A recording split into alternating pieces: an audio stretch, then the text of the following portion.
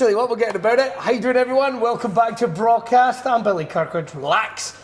I've never heard of me either. But the way it works here on Braw Cast, if you've ever seen the show before, not only is it a celebration of people from all around the world, because we get to talk to magicians, we get to talk to MMA fighters, we get to talk to comedians, BDSM models, barbers, beard models, and so much more. We get to meet the most interesting folk and bring them to you every Sunday night, 8 p.m, totally free. That's how it works, because this is brought to you by Broad Beard Oils. Head over to the website, check out. It's a 9th year anniversary, and we've even brought out a beer for you to try. So get your hands on the Tash Tickler, brought to you by Winton Breweries, our pals over there. Make sure to head over and check them out, and get yourself your neck gaiters, your t-shirts, your Braw Beard Oils, your combs, your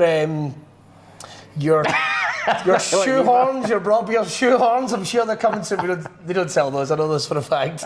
But if the boss is watching, all I'm saying is the shoehorn's going to make a comeback. The shoehorn is pretty sure. And we just have ourselves a general chat each and every Sunday here with another interesting wonder individual. And this week I'm very excited because I get to talk to a old friend of mine, but also CV-wise.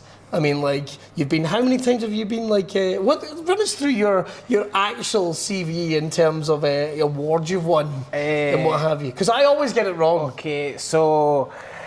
Dark arts teacher at Hogwarts.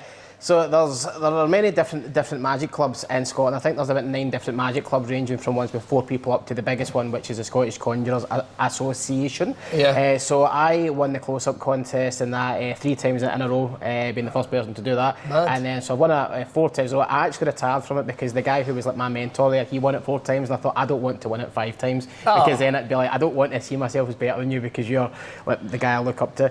So 4 times on that. There's a thing called SAMS, which is where all the magic people get together, all the magic clubs, and they do a contest. So I've won best trick in there, I've won the close-up contest, and I've also won the Edinburgh International Magic Festival contest, and I believe I was the first Scottish magician to pass the Magic Circle entrance exam with over 90%, awarding me the title of Associate Member of the Inner Magic Circle with Silver Star.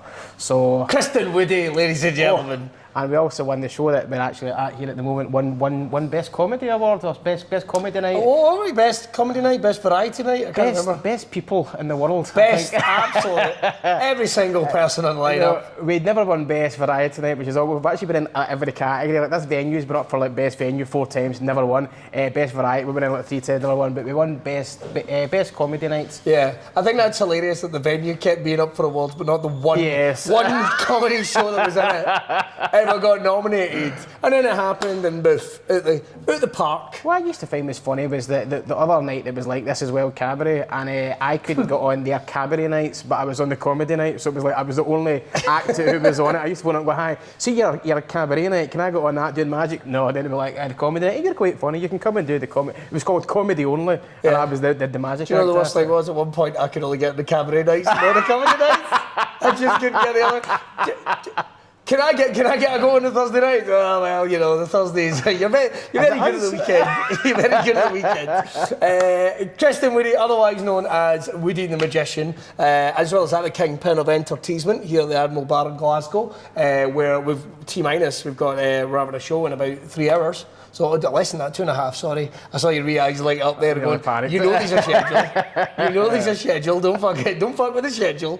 Woody goes on. One of my favourite bits of the show actually is when Woody will go on, whether he's on the lineup or not, goes on at 8 o'clock on the dot. I'm the only compere in comedy or any type of entertainment that has a compere for him that will go on and lay down the law. It's good cop, bad cop. Yes, it's... Your mum, just before she leaves the house, now, I want everyone to behave. Oh, do you know, it's so funny. It's because I think we used to run. This used to be the most mental gig ever, right? And I mean, it's now changed to it finishes at 10:30. But we used to finish at 11 o'clock, and we went a year. And every show we had to throw people out. Like one show we threw 12 people out and things like that. It was incredible. A friend of mine was.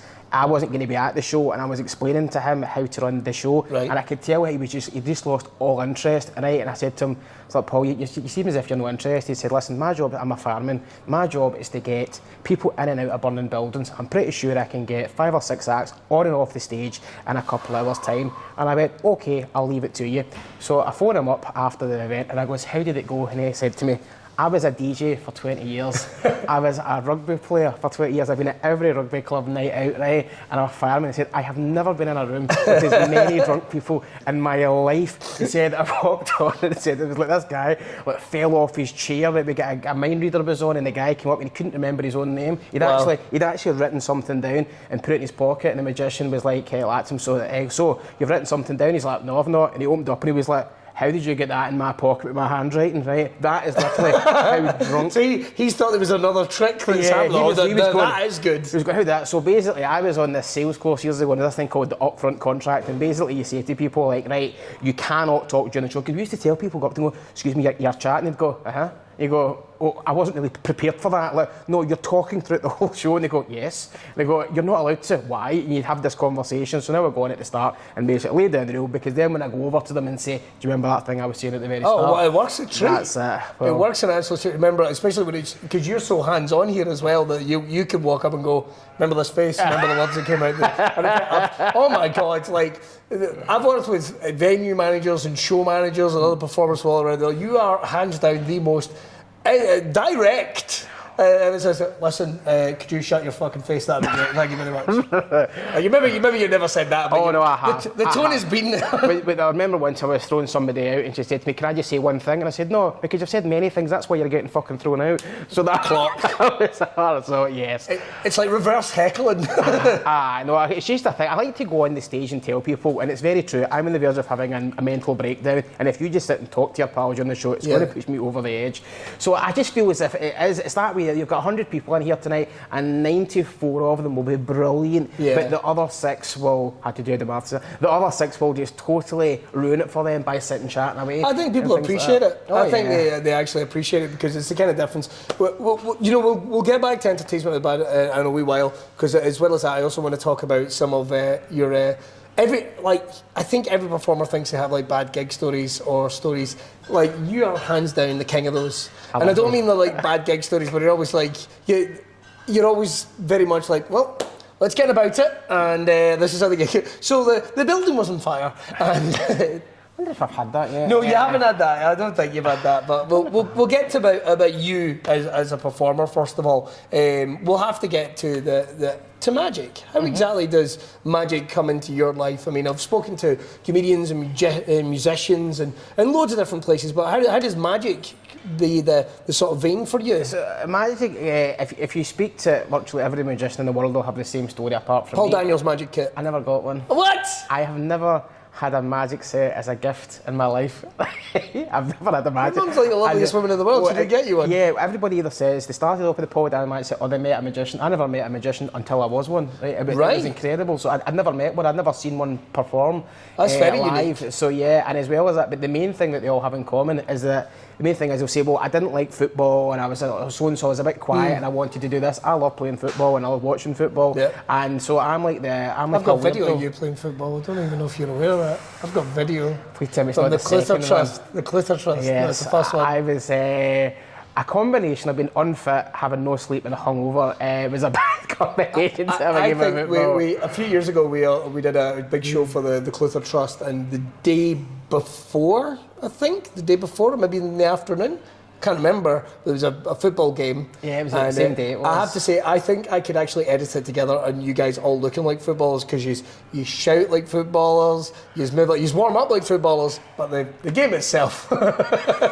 we did win that first one though. You did. In all fairness. So magic, you're not going down the traditional routes then. So how does that happen? So it was something that I always had this kind of interest in it. Like I remember, like for instance, like a pack of cards. I used to pick them up and just move them about. I was fascinated with them. I used to like make like houses of cards. And Where did you first see that then? Where did you first see? Was it on the TV or? I really can't remember. I must have seen it somewhere, but I remember that. When I was younger, there was a Paul Daniels magic show that which was huge.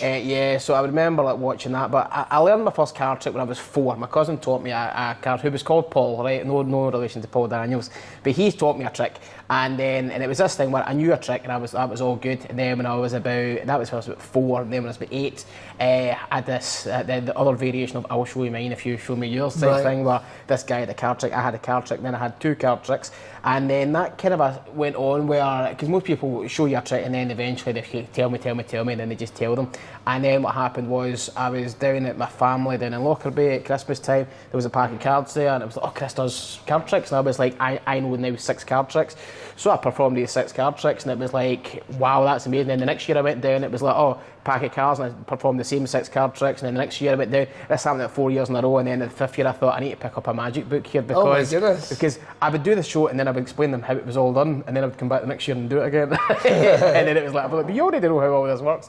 So so that was it, and then it was just a case of just learning new things really for that, and then after that it was a case of I was going out and again, 1 gig a year though, that's 1 gig a year. 1 gig. Well, and who books it? Is it still going there? I'm not going to say as though people will be phoning me. Is there any chance? I know it's in Christmas Day and it's with your family and that, you know, but I've just checked my diary. I'm getting a cancellation. Due to a random cancellation on Christmas Day. I'm normally Santa, you know, but so that was it. So then it was a case of, but then what happened? So I was kind of doing this thing, and I was a guy who knew magic. Right. And then I was at college, and this guy did a trick, and I went, I don't know that one. And then he did a different trick, and I was like, what's going on here? So all of a sudden, I was like, right, game on. So I was then buying things. It was more a case of he wasn't in a competition with me. I wasn't in a competition with him. And I was like, I would become better than you. So I would buy things on like the Monday, and then I would practice them the whole week, and I would go out to Strathclyde Union. We went there every Friday night for about 3 years, and I would go up to the top floor and I would just perform magic for people when they were just waiting, normally speaking guys waiting on their girlfriend, standing bored, and I would just walk up and go, hi, are you the guy that likes magic? And they'd go, no. I'd go, oh, I've got this trick, and this guy was asking me to see it. They'd go, can I see it? I'd go, definitely. And then I would perform my new things, and then all of a sudden I was like, right, well, so I was doing that, still never met a magician, and I was like, and then it was a case of, so I was doing that, and so what age are you around about here? You like 17, 18? I'd have been 18, yeah. 18, so I was doing that at 18, and then I came up with this great idea, and I was like, do you know something? Because people were saying to me, like, oh, this would be great. I was like, do you know something? I think that people would actually like it if you were to like turn up at events, like weddings and corporate events, and you could actually like wander around tables and things like that. Good Lord, I could catch on. Right, and it was so funny because I genuinely, and I remember phoning up my friend who was better at magic, and I was like, honestly, I think people would actually like to see this. We could literally go from table to table doing a thing, and I was like, it's amazing, right? And then this guy once said to me, oh, we had that at our wedding. I was like, somebody stole my idea. Oh, wow. And he was like, I think it's called a table hopper, and then went on and joined these magic forums. I was like, yes, but that's basically what professional magic is. And I was like, I've just created this and it's been stolen. So that was it. I love the fact you retrospectively thought, I was like, well, this is ridiculous. Here's a picture of someone doing table magic in Frank Sinatra's wedding in 1948, and it's like, look at this time-travelling bastard. That's exactly what I thought. I was like, how dare they? So yeah, that was it. That's such a unique way though to get like sort of boots in the ground on something. Like you would never get a comedian turning around and go, you're the guy that likes jokes, here's my joke. Like you would never get that. Well, yeah, you would. You would.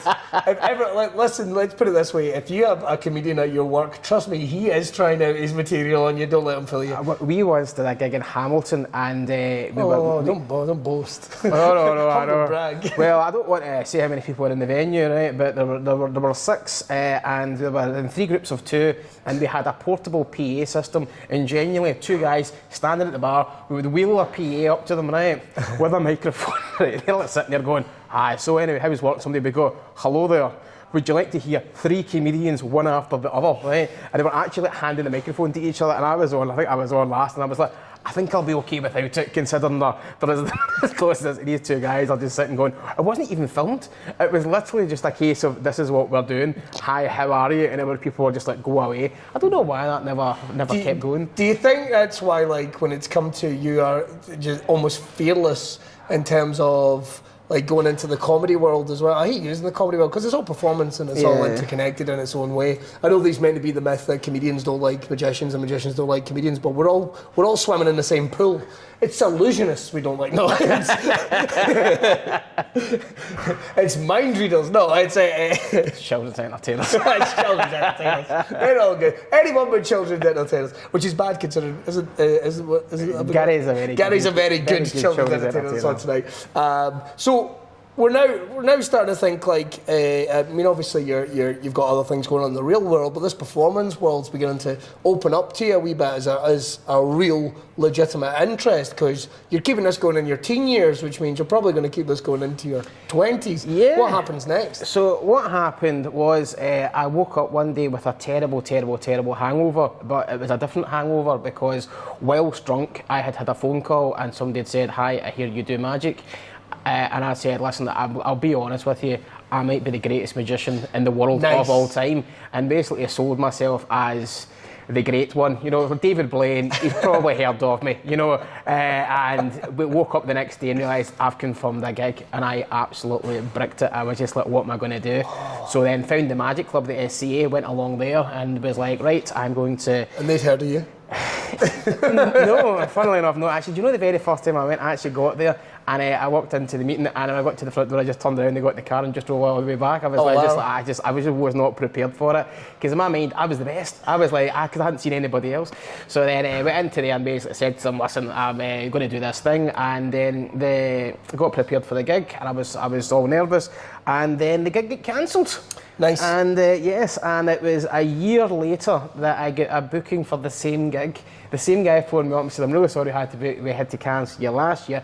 Could we book you this year?" Oh, you're still the world's best. And I was like, at that point in time, I was like, I've been practicing for a year, and I went from my own mind, I went from here to wee down there, and and that was it. So and then that was me. I was then out and I was doing gigs and things like that. And it's so funny because nobody, when you're an amateur, right, it's this idea of like, oh, Chris, he does it as a hobby, right? But then see, as soon as I get booked for one gig, the company that I work for, I used to work in IT, and they were out and were talking about this, and I then end up getting, because they said, "Oh, Chris has now done a gig," it's like, "Oh, we'll book him for this." So next thing I know, I was doing lots of christenings, I was doing lots of these things, and then, but the company that I was with recommended me to another company, and then they booked me for this event that they were having, and then because then this other company recommended me back to my own company, then my own company booked me, but they wouldn't book me because I'd never done a gig. I said, "But you've seen me. You've actually seen me. Like, I've been in here every day, supposed to be doing IT work, I've just been fucking about doing card tricks." I never so they got me. So they booked me on the recommendation of a company that they had recommended me to, which was just bizarre.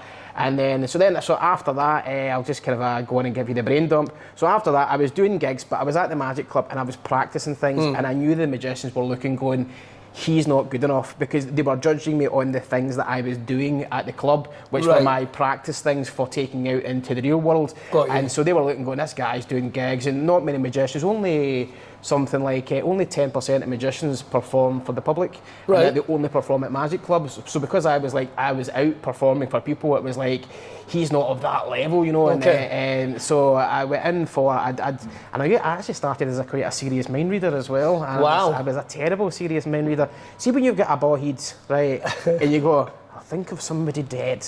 Like, it's just, no, and bearing in mind, I was doing this at Friday nights in Starclay Union. Think of somebody who's died in your family, right? Somebody, yeah. And I'm laughing and I shouldn't be, but that's do you know, an embarrassing story once. I was doing this and I met this girl, and she was, and I just thought she was absolutely stunning. I was trying to be doing all my magic stuff and all that, did all the psychic stuff. Then one day she said to me, "Listen, do you want to come back to mine?" And I was like, result, finally this has happened, the magic has paid off. And I was like, definitely, when do you want to go? And she was like, "Let's go now." And I was like, brilliant. And then they said, "Oh, do you live by yourself?" No, I was living with my mum and dad and that. I was like, great. Are they away out? No, they're in. And I was like, they're in? Well, that's a bit unusual, right? So I was like, oh, cool. They opened that. Oh, my aunties and all that are coming round as well. And I was like, right, what's going on here? So it turns out she wanted me to contact her grandfather, which was the reason she was inviting me back to hers. So I was like, holy shit. I was sitting going, what did you do? What did I do? I said, you didn't.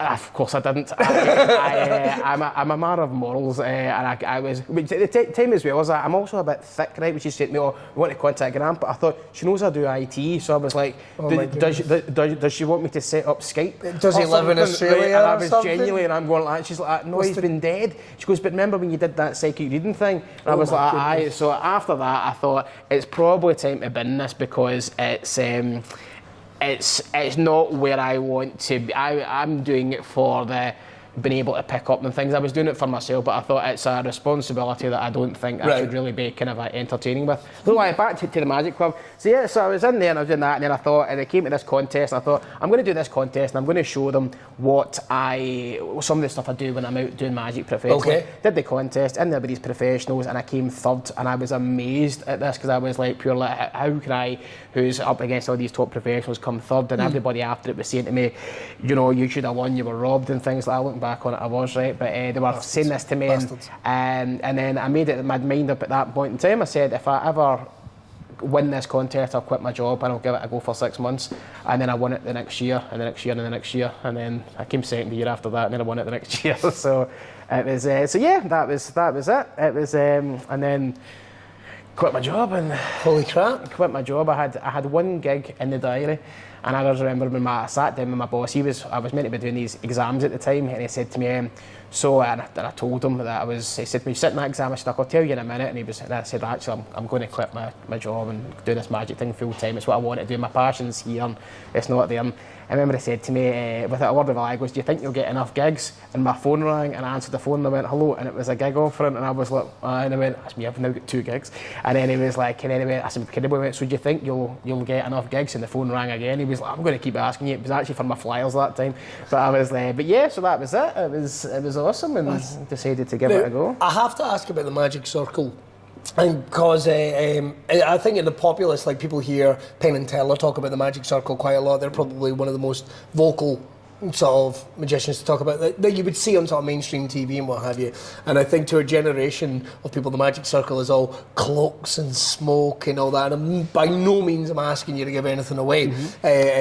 But was that something that you'd heard about and you thought was quite intimidating? No. Getting involved with that side of it? Or did you think it's going to be, oh my God, I'm going to have to slaughter a pig? No, not at all. No, it's a strange thing. It's like, when you go out, you can absolutely amaze somebody. I mean, you can literally contact their dead grandpa and say, listen, the keys are under the pillow, right? And they will say to you, I just found people will say to you, are you in the Magic Circle? And it was like, see the thing I've just shown you, it makes no difference to the actual effect if I'm in the Magic Circle or not. And I kept on saying to people, well, actually, the Magic Circle is a club. It's down in London. It's a big magic club, but I'm in the Scottish so-and-so. And they would go, it was just a case of, well, we can't be that good then.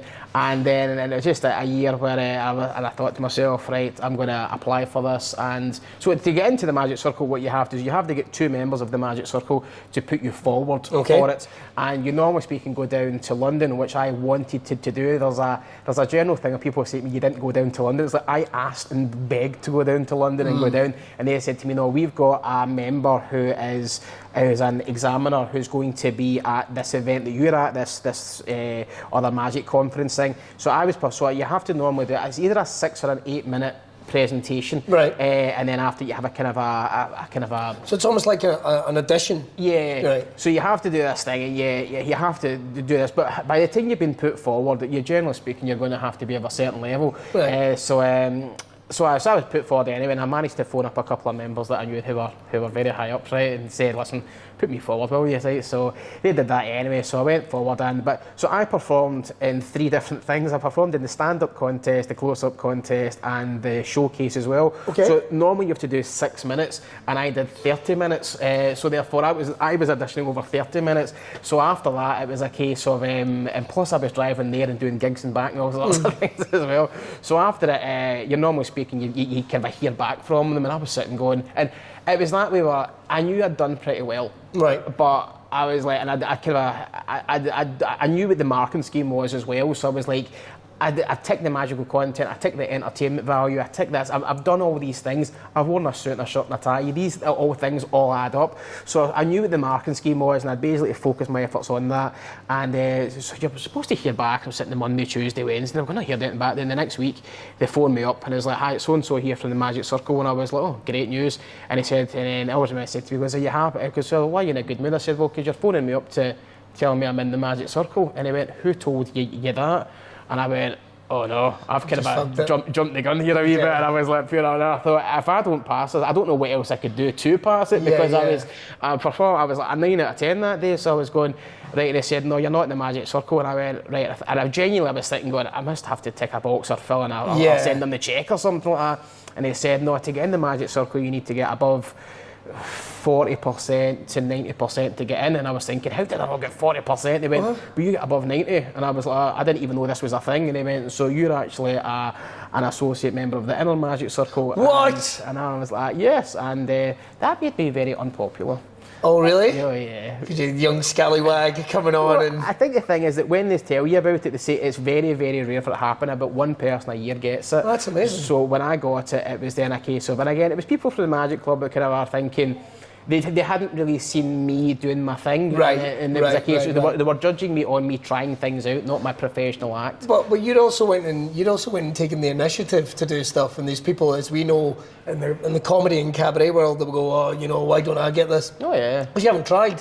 You haven't tried to work a little bit harder than the person sitting next to you. The phrase they use at the Magic Circle, which I think is so accurate, is that people phone up and say, hi, I've been a professional magician for 20 years, can I get in the Magic Circle? And they say, you have to audition. And they say, why do I have to audition if I've been a professional for 20 years? Yeah. So if you've been a professional for 20 years, you should be able to audition. You should have 6 minutes of magic, you know. Yeah. If I'm walking about the street, you know, I've been at the gym, I know that might sound as if it's a bit far-fetched, but I've been at the gym before and somebody's asked me to show them a trick. I can get 6 minutes of magic from nothing. Yeah. And but for them, it was a case of like, no, I'm not, I should just be let directly in. But I was just a case of, I just thought if it's something that people were asking for, something I'll have a crack at it. I think it's very cool. But there you are, you're in the world of magic. I've got to talk about good and bad gigs because you've always got a bad gig story. I love a bad gig story. But it's not that you had a bad gig, it's that the gig is bad. You know, the situation of the setup, there's always something so weird and wonderful about it. Those are some of my favourites, and you always seem to have, I don't know if you do it to cheer people up, Chris, like you hear someone going, oh, you know, there wasn't any PA and this and such. Let me tell you a story. Hot air balloon, Coatbridge, 1997. Well, I can tell you that, I'll tell you off camera, the one that I've got the banker story that I will never tell anybody online because it get me into so much trouble. But I had like the absolute worst gig. It's even no matter if anybody's there, it's pretty bad news, right? But I've got this one that I just keep, you know, and it doesn't matter if anybody, it's like, I've just won the lottery, well, here's my story, right? And it's just that one, but that one we kept quiet. But no, the kind of the highlight of worst gigs, and the reason why I like them, I think entertainers get quite competitive. Oh, have you done this, have you done that, have you done that? And I think like the majority of my gigs go well, but to say to people, yes, I'm doing very, very well right now, I don't really see any entertainment in that. So, so I had somebody die at a gig I was at in Glasgow. Oh my God! Yeah, literally, I did the table, and then they left, and then they had to. The person died. That's going to be hard to. Anyway, here's the next act. Oh no, I was doing close-up magic. So literally, I did the table, and then I walked over, and then all of a sudden, you just heard this help, help, help, and then they put a big screen around them, and then all of a sudden, there was lots of tears and things like that. Oh my goodness! Yeah, and then I always remember. Like a hitman. No, just a very old person, like a very, very old. And I remember, I think I either wrote a post or a blog about this. I remember thinking to myself that I was there in the last few minutes of their life. Like, they will zoom through that and they will remember it. And you think, so what was that for them? Like, was it a good way to go? And I think if you're there, you're with your family. You know, you've got somebody coming over and you're entertained. I was thinking this kind of like poignant moment of like, you know, I've actually added something to their last moments together, brought together as a family. And this guy came up and he kind of, he must have seen I was over at the table. I remember just like kind of held my hat thing and I came up. I was like, yeah, anyway, could you make a balloon giraffe for my wee son, right? See, that's what I mean. That's the stuff that brings you right down there. And you're literally, I make a balloon giraffe and I'll take this fucking body at the fucking venue, and you're sitting going, there you go, you man. Right? You look at the clock, you've got another 45 minutes to go. Other worst gigs. No, I can't do a policeman. Don't ignore that. So yeah, the first bad gig I had, people, you often say this thing, you often meet entertainers and say, I've never had a bad gig, and I hadn't had a bad gig. I learned really early on that the bad gigs were the ones you learnt from, and I mean so early on, because like my first gig went well, right? And I made every mistake with gig number 2, which was the next night. I was like, I've cracked it, this is going to be no problem. I'm going to write a whole new set. I'm going to memorise it and do it the next night. The tartan rose and paisley, and I died on my arse. Like, I made every mistake. But it was the best thing that could have happened for me, because then I went, oh, this is not easy. Yeah. This is not easy. Well, I remember that somebody said to me years ago, a guy called Tommy said to me, he said, people who say you haven't died, you haven't done enough gigs, or you only do the safe gigs. Said, but so I was doing a gig, and I was to do a stand-up show for an hour, and there was nobody there. So that's a bad start, right? So, and I said to the guy, and again, I was young, 21, and I was like, right, here we go. And I was there thinking, what do you want me to do? And the guy's like, well, just do it anyway. And I was going, but there's nobody here. There's nobody in the room, right? It was out Escape in a Snow Zone, right? I did a gig there. So I'm sitting there going, but there's nobody here, right? And he goes, just do it. So I went, listen, rather than me doing the stand-up show for an hour, why don't I do close-up magic first of all? And then that might tell people to come into the bar, oh, there's a magician. I was that naive. I thought people would actually be like phoning up, oh, there's a magician at this place. You bring everybody down, he's great. So I'm around doing the close-up magic. People are enjoying it. I said, listen, the real deal starts at 3 o'clock, say, right, that's when it all kicks off. Brilliant. So there we go, and I'm there, and I'm ready. The room is absolutely jam-packed. I'm about to go on stage. I've got my wee shitey PA system, 99 quid, right? It wasn't worth a penny of it. And I'm there ready to go on. I'm just getting myself psyched up, and this screen comes down, right? And I was like on the stage, in front of the stage, and I'm going, well, that's going to be hard, right? And all of a sudden, they just projected the Rangers versus Hibs game onto the telly, right? And I'm sitting looking at us, right? And then I was like, what's going on here? So I goes up to the barman, I was like, listen, said, what's happening? They went, just do it in front of the telly. Right? And I was like, but then I look in the audience, I'm like, it's all men, right? It's all literally men. They're all here to watch the football. That's exactly that, right? And I'm going, but I said, and it's not as if there's another sports bar next door or anything like that. Yeah. So I said to the guy, how can I go on there? And he said, well, we'll book you for 2 hours. If you don't do it, you don't get paid. And I was like, and at the time I was very much a case of 1 or 2 gigs a month, very fresh into this. Jesus. So I was like, I went, fair enough. So I walk on, all 5'7" of me, and just walk in front of the room. Over when I started, I went, hello, lady, gentlemen, right? Hello, right? What we're going to do is this. We're going to start doing a bit of a magic show and all that, right? And I know the football's on, but we'll work out our way through the two of them, right? I just checked the PA system. Can you hear me at the back, guys? Like, it's a bit loud, pal, right? Cool, brilliant. What about now? It's still a bit loud, pal, right? What about now? All the way down. He goes, just pack it up and fuck off with it, right? So I was like, here we go. So I remember, so I start the show anyway. I mean, literally, I start. And it's like the game started, right? And I'm doing the show.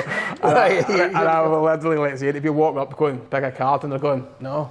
Well, I'm going, no, pick a card, no. Like, and I was like, so I was thinking, I have to do an hour with this bit. And then they hated me so much, right? Just kept on going like, out the road, right? And then Hibs scored, and the place went mental. And I just went, that's probably time to do this now. And I just turned to went, now would be a bad time to tell you all that I'm a Celtic fan, right? And it was just this moment of me laughing so much at them and at the same time standing in the wrong place. I know what you're thinking. It's and just doing this for like an hour. And I remember that it was like the most strangest experience, right? And then I left. And my agent at the time phoned me up, the guy who got me the gig, and I thought he's going to phone me up and basically sack me here, right? Yeah. And he said, hi, they're wondering if you'll come back next week. What? Right? And I was like, and I said to him, put it in the contract that I will go back, but there's to be no football on. And I agreed to this, and I walk in, right? And you know what, the telly was down with the football on, and the guy said to me, as soon as I walked in, he went, it's all right, I know the script. I know that there's to be no football. And I went, cool. And I said, right, but you know that they all want to watch the football. And I went, you realise that the reason why I'm here is to draw people in so you can make money from the bar. So as soon as you put that telly up, they're all going to leave. And he went, it'll be fine. You're here for the 2 hours. It's great. And I went, cool. And sure enough, the game started. The telly went up in the air. I walked on and I went, how are you all doing? Here for the magic show. Everybody got up and left, and I was left with like 2 guys that just went, I can't even be bothered going because I know there's nowhere else to watch the football. So I did an hour to 2 people the next week, and I was like, this is just murder. So Can you believe they asked you to come back? I always find those are the gigs, like the one you go, oh God, that was dreadful. Jesus Christ. What? They loved it, they brought me back next year. What are you talking about? I have said to people on the internet, no, you don't. No, you don't want us back. There was a gig that I did once, and there was a guy, and he was just, you know that way, there's like 8 people, and like 6 of them are just horrible. And I ended up at the gig, I ended up challenging this guy to a fight and things like that, right? And I was just one of those ones where I was like, I'm gonna fucking kill you, and doing all that. And I was leaving, and the guy, oh, sorry about that, buddy. He just slapped his hand out the road and left. And then I got an email, hi, we saw you last night, we'd like to book you for our wedding. And I was like, if you get like an uncle or something that you don't like, Yeah, that you yeah, want, yeah. you want to eat, it was like, you've literally just seen me dying my arse and challenge people to a fight, and you went, we thought it was brilliant. That's the guy we want, right there. That guy. That was like... David Blaine, who? No, we want that guy. We want that guy. Who's your magic guys? Who's the guys that you go, I love what they do, I respect what they do, I will go on my way to watch them? I guess in terms of, I don't want to use conjuring or magic, but I guess mind reading, Derren Brown's probably our greatest export. I was about, again, probably 20 when I saw Derren Brown, and I've never known what I wanted to do with my life, and his thing was on telly, and it was on for about, I would say, 30 seconds when I watched him, and I said, right, that's what I want to do with the rest of my life. That there. It was that moment, and I just saw him. It was that what, because I've never liked the being on stage, the thing in the box and all of that. To me, it was always a case I never really understood it. But that idea, just being at a party, walking up to people and just giving them an experience, I was just like, that is cool. And I think that's the coolest thing about it is the how did you do that? I love watching that reaction. Even when I've seen, I've seen magicians doing the same tricks again and again and again, and I still go, I think that's great. Like, I think that's great, the fact that, and I'm actually quite old school in the respect of, I'm not, you will get people that are there going, I'm trying to figure this out, I'm trying to figure out how this works. I'm just like, enjoy the experience, man. Be like, it's like people that go to cinema and watch Die Hard and go, you see what that is that green screen there, that the helicopter's not really that. Who does that? Yes. Who does that? What's amazing, when I watch a magic show with Jackie, my girlfriend, she figures it out and I don't, because I go into passive mode. And I sit and I just enjoy it. I just sit back and I go, that's brilliant. And she goes, I know what I think it is, it's so-and-so. And I'm like, I'm not trying to figure out how it's done, I just want to enjoy it.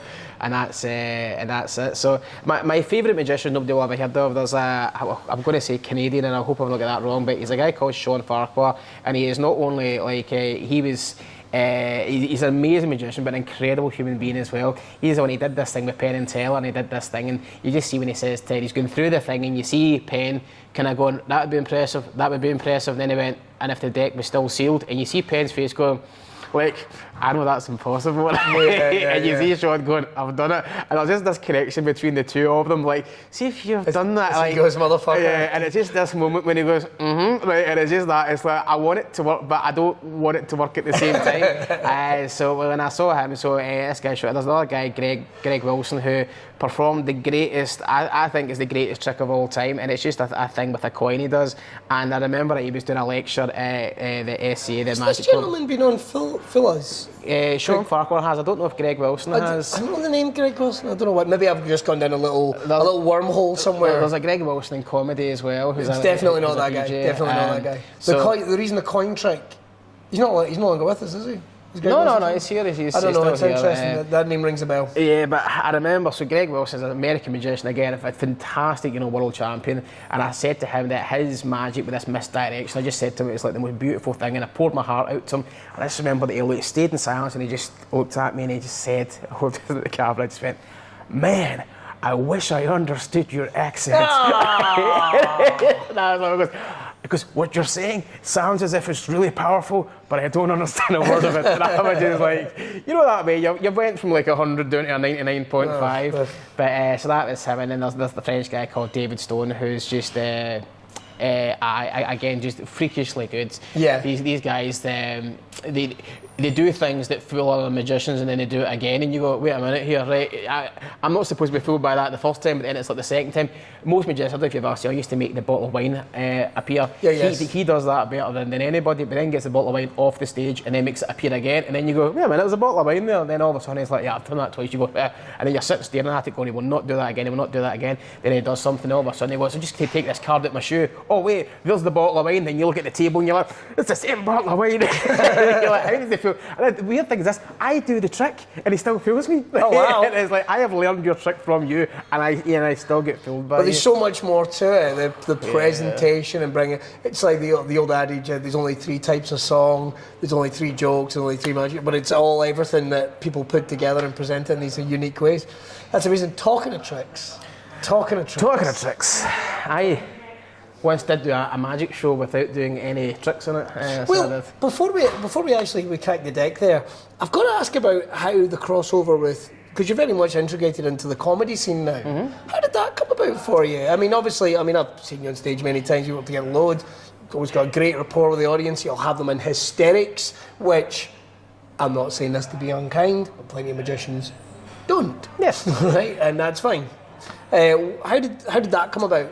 Okay, so I left my job to do magic full time, and I genuinely assumed the naivety, the youthful exuberance was there, but there was no knowledge. I thought I would say full time, and the phone would just start ringing, and people would just go, "Listen, we've heard this guy's full time. He must be amazing," and it never happened. Still do that now. Still do that now. I've seen your diary. You're always busy. Just for the record, 2022 is scarce. Get in touch. Billy at BillyKirkcomedy.com. And November is scarce for me. Get in touch. Get in touch. Get in touch. I'll clean your bath. I'll do painting. Why did you go straight to clean the bath? I don't know. Maybe it's probably needing a cleaning. Then I thought I'll probably do that. There was a spider in it earlier, and I was like, "You can just stay there, pal. I'll leave. I'll just wash." I'll be a wee treat for Jackie later on. So what happened was I was reading about these business books, and so in magic, one of the reasons why magicians kind of are performing a sameish thing. There's these rules, and they're all wrong, as far as I'm concerned. They're guidelines that are useful to a certain extent. But the idea is you're not a magician, you're an actor playing the part of a magician. So that's the thing in comedy as well. Like, you get people who go on stage who are like, hi, and you're like, you're not a comedian, you're an actor playing the part of a comedian. But where it's wrong is that it assumes that the magician is a constant. So when you get these people on stage, they do the, okay, you're thinking of a number, I can see it now, and it's very much a case of that's what a magician does. And because they learn the trick from the other magician, it's like, I'll perform it the same as he performs it. So I realised that going into the horrible things of USPs and all that I realised that I didn't want people to book a magician. I wanted people to book me. So I thought I need to make myself different from other magicians. Yeah. And therefore, the way I'm going to do that is that I'm going to be different, and I'm going to be different. And I used to send out these forums to everybody, and I'd say, why are you booking a magician? And not one has ever come back to say to perform demonstrations of magic. It's never came. People have always said, we're looking for something to entertain the guests, we're looking for something to break the ice, we're looking for something to do this. So I thought, that's what I'm going to do. Right. So therefore, at that point in time, off came the waistcoat, off came the tie, because I thought, if I'm there to make people chill out and make people have a good time, then if I'm formal, they'll be formal. So I'm going to be informal and build that rapport with them. So at that point in time, I started to change what I was doing, and I realised that, again, I used to work off of a script, and what would happen was, I would do the script, but I would see the audience kind of losing a bit, and I thought when I went off cuff, I could see them enjoying it more. They were seeing it's more authentic. So at that point in time, I went, see if I've ever had a bad day, I'm going to go in and going to tell them I've had a bad day. I mean, I had my car broken into on the way to a gig, right? So But I remember you making that shift as a performer. Like, well, the ones I'd seen, like when it did become a little more scripted, because that was when I was like going, and I'm not saying it, we've been friends for a long time, but being able to go, this is really good. I mean, this was good, but this is really good now, because also I'm getting to know a bit about you, and that might be more personal taste than anything, you know. I don't necessarily like a guy that's too scripted, but it was like kind of like, well, I like this guy now. Oh, he's going to do a trick as well, that's great. But that was, I mean, I ended up doing the same house party. They booked me about something ridiculous, like 12 times over the space of like 3 years, and it was the same people. And if I did different tricks, you'd go, no, you don't do that trick now, but they wanted to know it was all the other things that were coming with it. And How's the car? Well, literally, I would walk up to tables and I'd be like, how you still doing? They're going, listen, we want to know what happened with that car, right? when this junkie broke into the car, right? I always remember the police said this line to me, and they said, he doesn't sound like the guy who normally breaks into cars in this area. And I was like, sorry, let's just go back a wee minute here. If there's a guy who normally breaks into cars in this area, then surely that would be bad. He goes, no, but he's a junkie. And he went, but they did say that he was going to give up. Wouldn't that be great if Old Fingers had actually given up, you know, the old heroin? Oh, you know, and now he was just breaking into cars, and I was like, he threw my sat-nav at me, right? And I remember when the guy came out to fingerprint it. You ever had your car fingerprinted? Yeah. It's a job in Scotland that this guy came out and just went, basically, he should have just went, I'm not doing it. He came out and just went, thing is, I see unless the guy's like, if there was any blood here and that, I thought you were the fingerprint guy. I went, yeah, but I mean, has he really squeezed anything? Well, squeeze that. I threw the sat-nav at me, he always went, yeah, but the thing is, I said, see, unless it's like hot, then the guy's not going to sweat and that's not going to leave any fingerprints. And I was like, so you've got a job in Scotland that depends on the heat. Right? So it's like, you break into a car after 8 o'clock at night, You're fine. Oh, I mean, we all know it's like we're cutting about here in the middle of November, roasting. Aye, it's bizarre. Well, you'll have to book Chris to find out what happened with fingers. I think we're all married him. So what happened? So back to the thing. So I was doing my magic, but I noticed that the comedy thing was going well. But I thought, right, I need to do a bit more of that. This is going well for me, and I realised that magicians tend to use the same old jokes from other people. Yeah. And I thought, and my stuff was like hit or a miss. So, and I'd always loved comedy. I mean, I remember, when I was 18, I was in the stand. We went there all the time. Yeah. And I loved it. And before that, when I was at school, I won another award. I won best sense of humour at school as well. And it was literally just racking them up. Oh no! I also won best sense of humour at Slimming World a few years ago as well. Shagger. I've given that title up now though, but so what happened. So I used to learn jokes from people. Like, I would watch like live at Jongleurs and things like that when I was like 14, and I would tape like these hour-long things like Tommy Tiernan and things, and just watch them over and over again and just loved them. So I never really wanted to do comedy. I just wanted to put more comedy into my act, and therefore I did Viv G's comedy course. As did I. As did I think everybody did. All of the good ones, mate. All the good ones. So I did that, and it went well. It went well, and then what happened was there was a guy named Malky who started pop-up comedy. Yeah. So he was on my course, and he then phoned up, and I would have never done another comedy gig, would never have been involved in comedy apart from he set up pop-up comedy. I had a PA system at the time, so he asked me if I could borrow it. We did another gig, it went quite well, and then he set up this comedy gig, so I was going along, and what I found was at the time, I was single, I was living alone, I was really busy with the magic. My magic career was going quite well at the time, and I was, but all what happened was I would drive to Aberdeen, do a gig, come back 3 o'clock in the morning, the next day I would go somewhere else, down to England, but I would actually go throughout the week, I wouldn't see anybody. I mean, like nobody at all, because it's like your pals phone you, do you want to come out for a beer? Can't I'm working.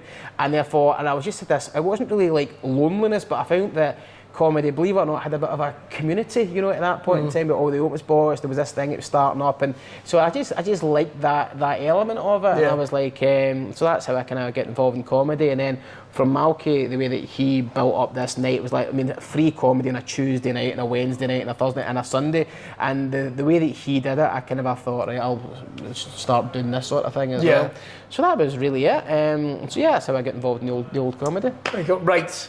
Let's see some tricks, and then we can finish off with a bit of chat about entities. Because I'm aware of the time. We have a show in about 20 minutes. So you just checked in case. So this was I had a phone call. I was new to being full time, and I had a phone call, and they said to me, "Hi, here you're a magician." I went, "Yes." Said, "Could you do some close-up magic for it?" It's for the BBC, and I was like, "Well, obviously, getting on TV show, finally." Here it is. Here it is, and I said, "That's absolutely brilliant." Yes, I was more than glad. Right?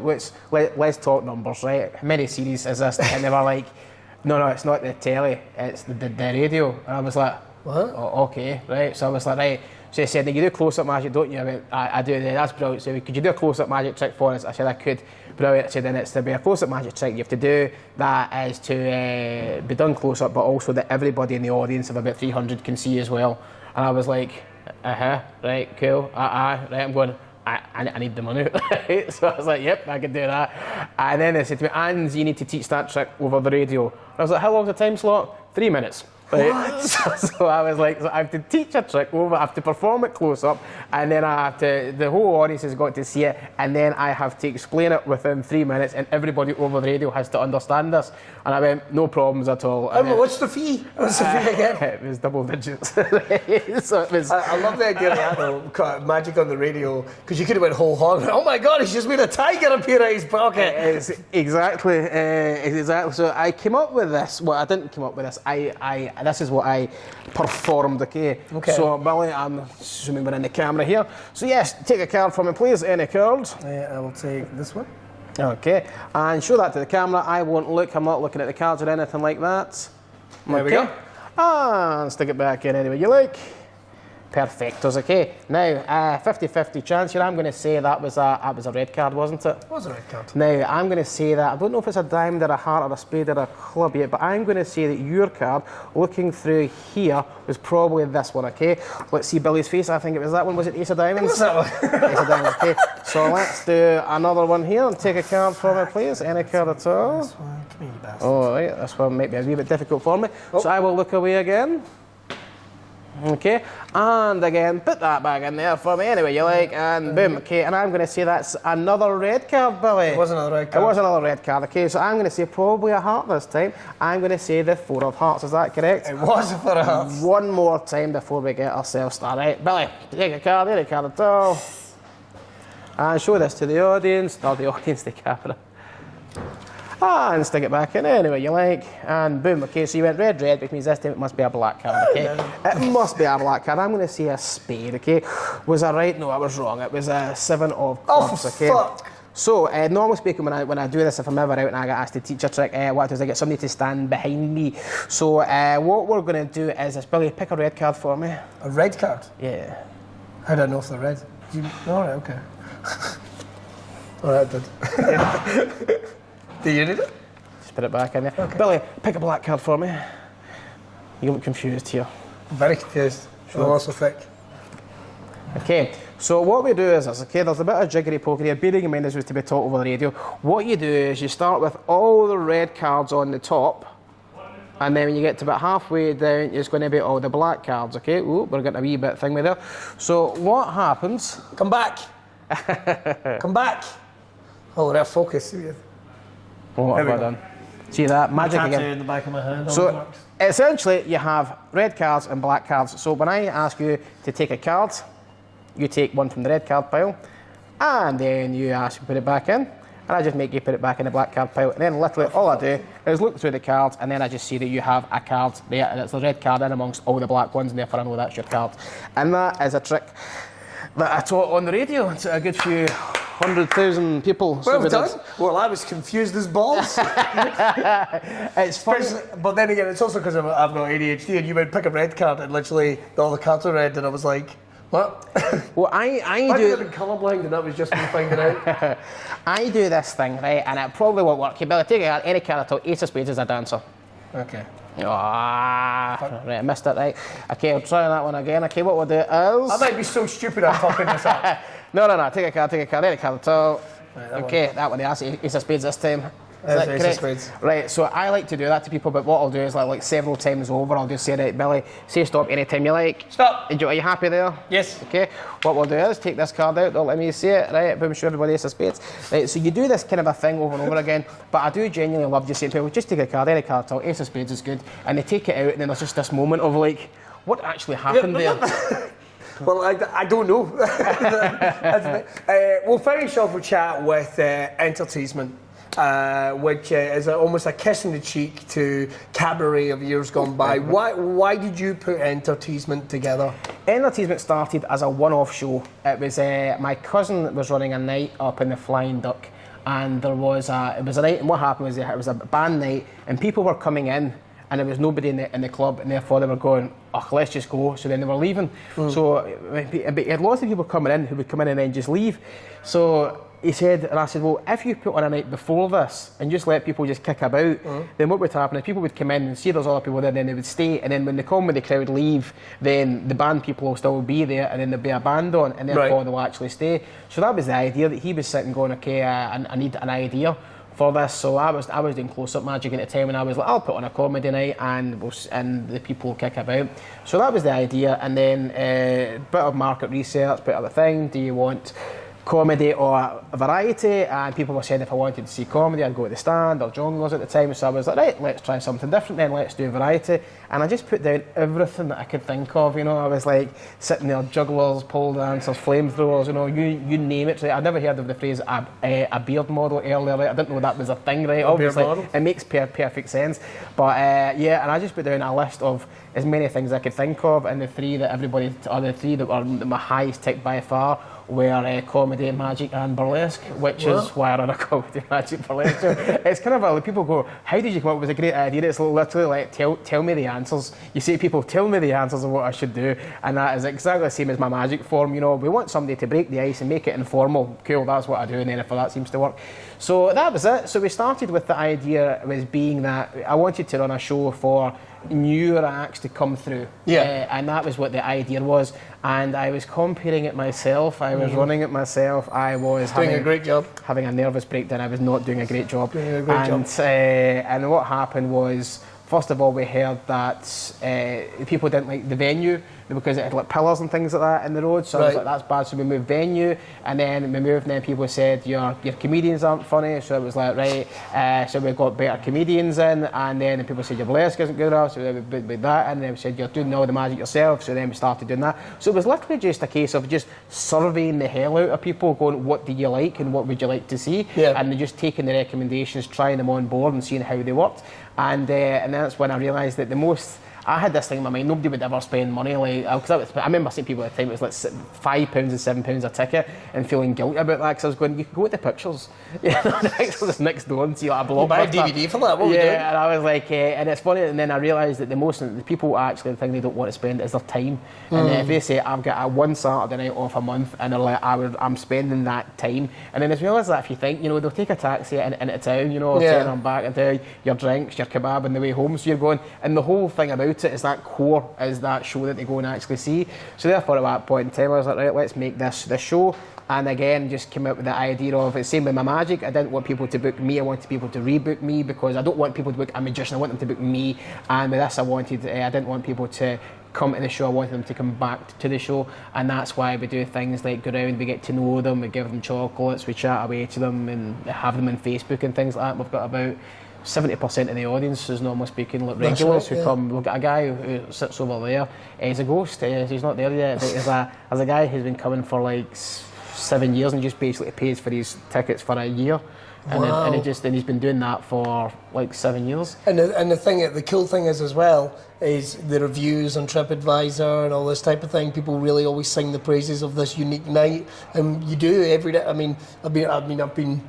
I've been gigging with entertainment for, I don't know, probably since the start in one way or another. I remember the first time I booked you actually, because what I did was... was it shite? Was that no. It was the strangest thing for me, because I thought, I'm going to send a message. So I sent a message to you and Scott Agnew at the time, and I basically thought, chances are both of you will be booked. Right. So I thought, but if one of you are free, then I've got a great compare. So I sent the message, and the two of you get back and went, yeah, I'm available. And I was like, what? So I was like, I thought I'd be lucky to get one, and all of a sudden I've got the two of you, and I was like, who wants the compare and who wants the headline? And because I think, did you not used to work across the road from here? I did, once upon a time. Because I remember when you came in here the first time, you said to me that you'd made a promise that you would never walk, you would never I'd never come back to this neck of the woods. But you were like, and then you walked in, you were like, it's a comedy club. How did that happen? I didn't know. I hated this hovel of not hovel of this amazing venue, but it's like it just represented a period in my life where it was like, I feel very uncomfortable being back here.